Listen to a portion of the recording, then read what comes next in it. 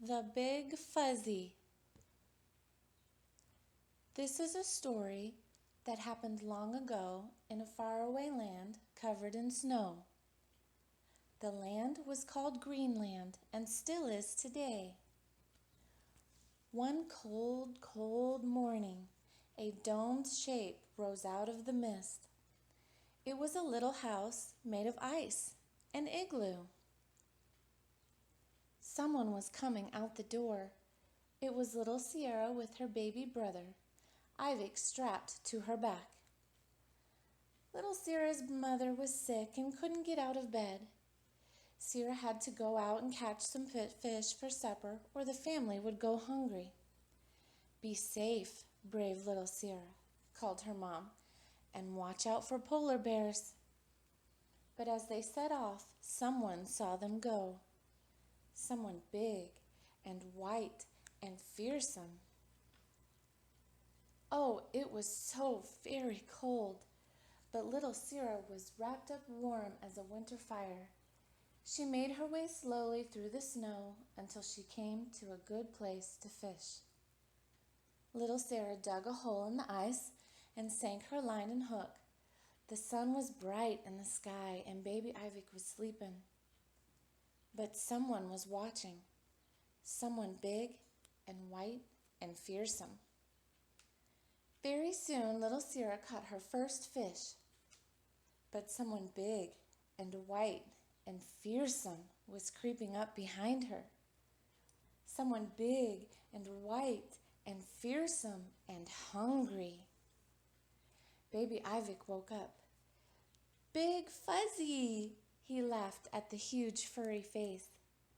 "Here," he said. "Fishy?"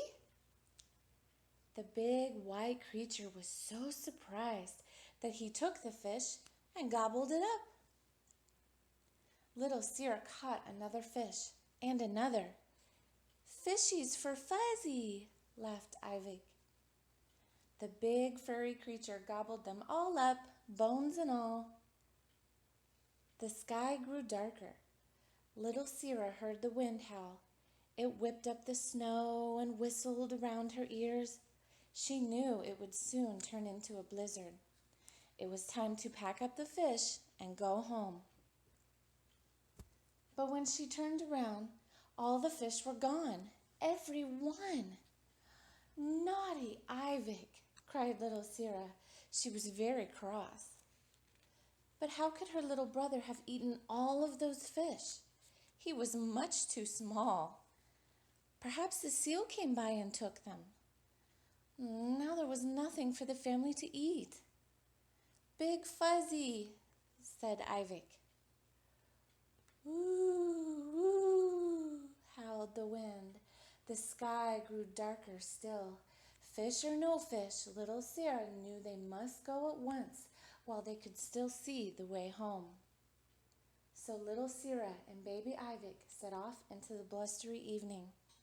But the wind roared like thunder and blew snow onto their faces. Sara couldn't see the way. Very soon, little Sara and baby Ivy were lost. The nighttime fell like a thick, dark blanket, and someone was following them, someone big and white and fearsome. Little Sara saw the shadow of a huge creature behind her. "Oh, something is coming," she cried out. "Something huge and fearsome."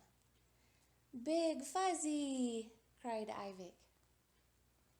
Little Sara ran as fast as she could, but the snow was thick and she was tired.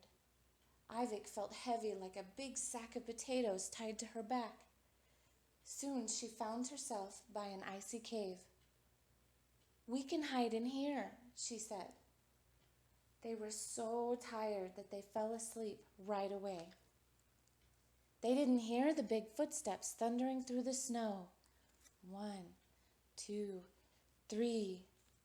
Slowly, slowly, the big creature crept inside. He opened up his huge, strong arms and very carefully picked up little Sara and Ivy and folded them into his warm chest.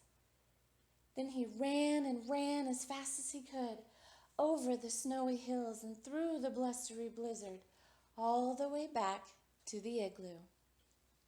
Little Sara and baby Ivic woke up in their doorway. Little Sara couldn't believe her eyes. How did they get home? And where did that big fish come from? Only baby Ivic guessed the answer. Big Fuzzy, he said happily.